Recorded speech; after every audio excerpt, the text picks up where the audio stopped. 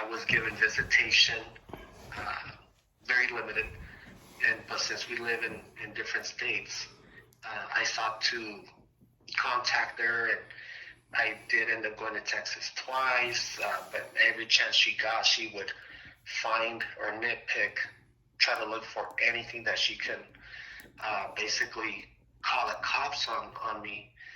And that, of course, nothing happened, nothing came from it, but she was just out for blood, really. She had taken this personally. So at that point, she wouldn't, once I got back, I sought to speak to our daughter, who at that point was 3 or 4 and stuff like that. But she was just giving me roadblocks, and for the sake of everybody's sanity, and since our children were very, very young, I decided to basically not pursue that anymore, and I would call her from time to time, but again, it was just more trouble than it's worth. Yeah, you did the right thing. Let me ask you a question.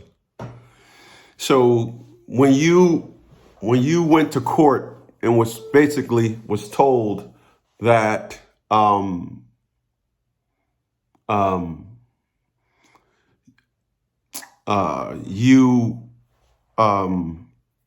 they're going to give her custody because the children were young, what was going through your mind when they said that, when you got that impression? Well, it seemed very one-sided because obviously I wanted to be way more involved than that would allow. And their justification was, one, that she was the mother, and since she claimed that she was breastfeeding our son, and that the judge, and I can call her that, decided that the best thing for the interest of the children was for them to be with her. But I didn't agree with that, and I felt, and I think that was, one, the wrong call, even for that time, and it was based on something that really wasn't completely fair or had any more grounding other than they were young and she was breastfeeding. It seemed like it was just me going through the motions, and they already had the template that they follow in a certain situation. I believe what you're saying is there's no scientific study that says that it is the child's best interest, that the best interest of the child is simply the food, not the environment. So you can give a child breast milk and be living on the streets and trash, but as long as you're giving that child breast milk, the child is okay. The environment supersedes the nourishment. Go ahead. Just know that. Yes, sir. Go ahead. And so as the months passed, it ended up being that we just reverted back to the same thing. It was back to zero contact.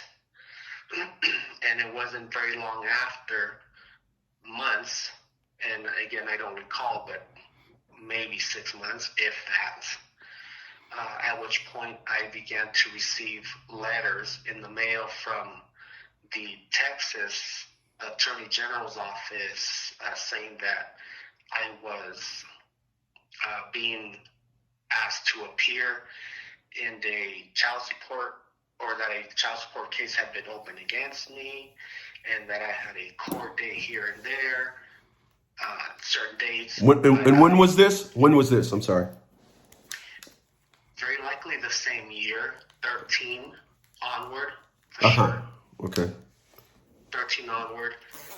But even then, I had done a little bit of research, not very much, and some of the testimonials and other information that I came across revolved around jurisdiction and about how Title 4D, 1, is unlawful, and 2, it is voluntary, and by you appearing or having an exchange with them or that corporation, that you are accepting jurisdiction, and you are accepting that they have the ability to dictate terms. And so what I decided to do, and I don't know if it was the right thing or not, was to basically ignore them. And so I never appeared in court in Texas. I never replied to them.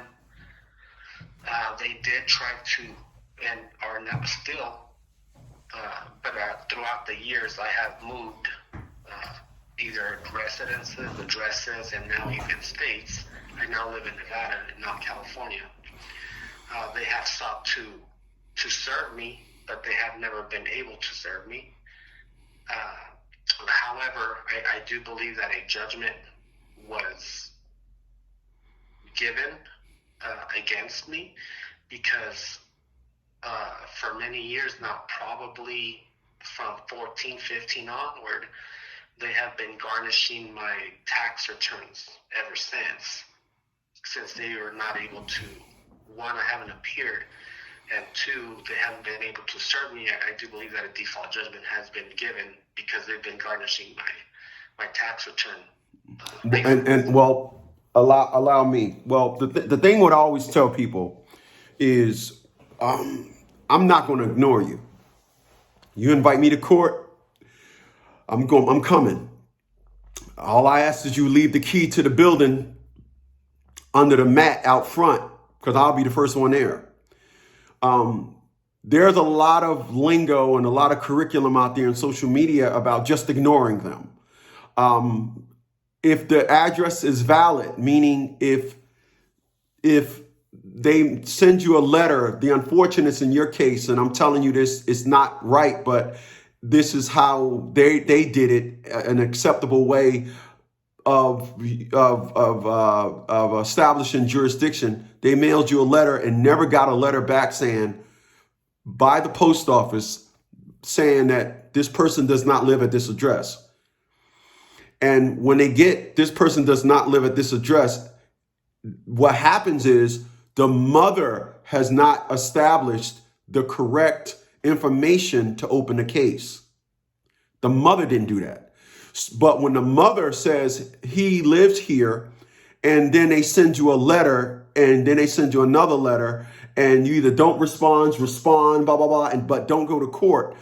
What you're saying is you're ignoring a lawsuit. You're ignoring a motion. Somebody filed a motion. Motion means movement. Somebody filed something against you and you said, oh, okay, I know about it, but now I'm not going to do anything. Not doing anything will not secure victory. If I was part of Operation Desert Storm, when Saddam Hussein invaded Iraq, that was his move. Yeah, I'm sorry. You're right. Kuwait. Thanks. When he invaded Kuwait, we couldn't ignore that. If we would have ignored it, then now, when you look at the map, Kuwait is now Iraq Part 2. So we had to answer that. And we did. And we had fun when we did, nonetheless. So that's what happens. A lot of individuals, they don't understand law, so they ignore it at the wrong part. If you would have sent, if you would have took that letter to the post office, never opened it, and had your mom say, I'm just going to mimic, somebody sent this to my house. I don't know. That person don't live there, right? Now, the postmaster is now going to reroute any of your mail. He's going to go into the system. He's going to send it to the mail clerk. Inside the post office, there's a mail clerk. And the mail clerk says, hey, listen, we got a gentleman, Jose F. And they keep sending him this. Go ahead and just reroute that. Just change the barcode in the system. Yes, sir. Now, when Texas mail you something, the post office is going to say, oh, the guy don't live here. And their machine system is going to reroute the letter back to him. That didn't happen. You didn't know this, but that didn't happen. So being that didn't happen, they established a case. When you inform yourself about the process, establishment is primary. Establishing jurisdiction is the first thing, but not after you gave it to them. There's individuals going around saying, open up the letter, put it in the letter, write in all caps, this is and send it back to them. You just established jurisdiction. And I tell individuals what's going to happen if you get the court transcripts of all those hearings, you'll hear, Your Honor, we're asking for a judgment. We did send this to him. It is a valid address. That's all the judge need to hear. Say that again. Okay, I'm tracking. Yeah. So just know that. That's where it all starts. So go ahead. Continue on, please. Okay. So at some point, which I think was somewhere between or around 14 or 15, I believe that judgment was given against me. And from that point forward, they've been garnishing my tax returns. Where do you work at now? So I worked for the federal government from 13 all the way to 19, but I did end up leaving that employment at the VA, at a VA hospital. Wow, my man. Yes, sir. And I decided to leave that employment in California and moved to Nevada, to the Las Vegas Valley, and I now do rideshare. So self-employed now since I've been here since 2019. My man.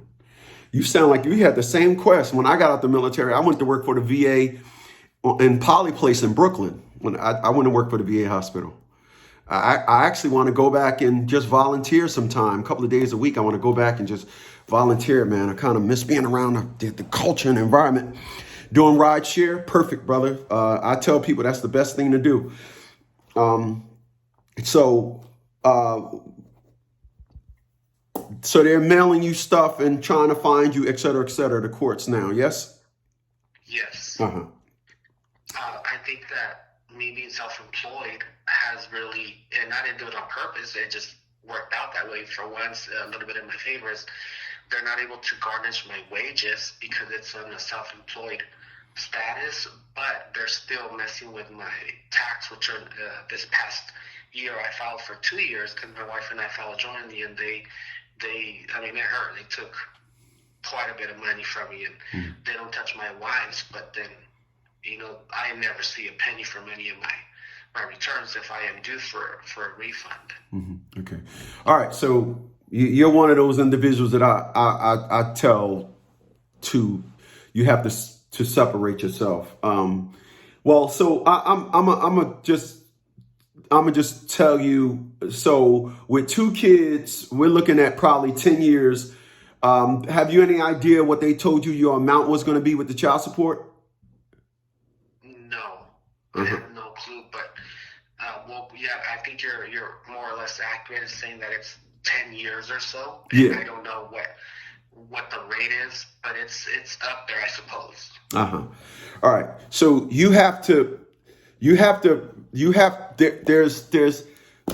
I'm gonna tell you that there are things that you gotta do to get some traction on this thing. Okay. And so